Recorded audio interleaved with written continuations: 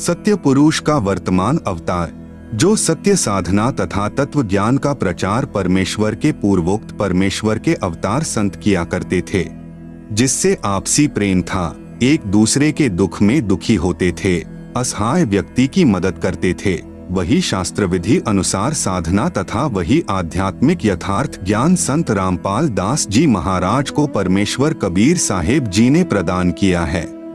मार्च 1997 को फाल्गुन मास की शुक्ल प्रथमा को दिन के 10 बजे जिंदा महात्मा के रूप में सत्यलोक से आकर संत रामपाल दास जी महाराज को सतनाम तथा सारनाम दान करने का आदेश देकर अंतर्ध्यान हो गए। संत रामपाल दास जी महाराज भी परमेश्वर यानी परम अक्षर ब्रह्म के उन अवतारों में से एक हैं, जो आध्यात्मिक ज्ञान के द्वारा अधर्म का नाश करते हैं। अब विश्व में शांति होगी। सर्वधर्म तथा पंथों के व्यक्ति एक होकर आपस में प्रेम से रहा करेंगे। राजनेता भी निर्भिमानी, न्यायकारी तथा परमात्मा से डरकर कार्य करने वाले होंगे। जनता के सेवक बनकर निष्पक्ष कार्य किया करेंगे।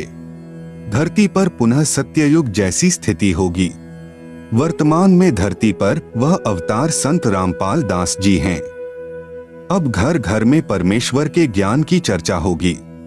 जहां गांव व शहरों में तथा पार्कों में बैठकर ताश खेलते हैं, कोई राजनीतिक बातें करता है, कोई अपने पुत्रों तथा पुत्र वधुओं की अच्छे या निकम्मे होने की चर्चा करते हैं, वहां परमेश्वर की महिमा की चर्चा होगी तथा ज्ञान गंगा पुस्तक में लिखे ज्ञान पर विचार हुआ करेगा।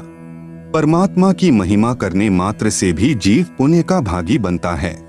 फिर शास्त्र विधि अनुसार साधना करके जीवन सुखी बनाएंगे तथा आत्म कल्याण कराएंगे।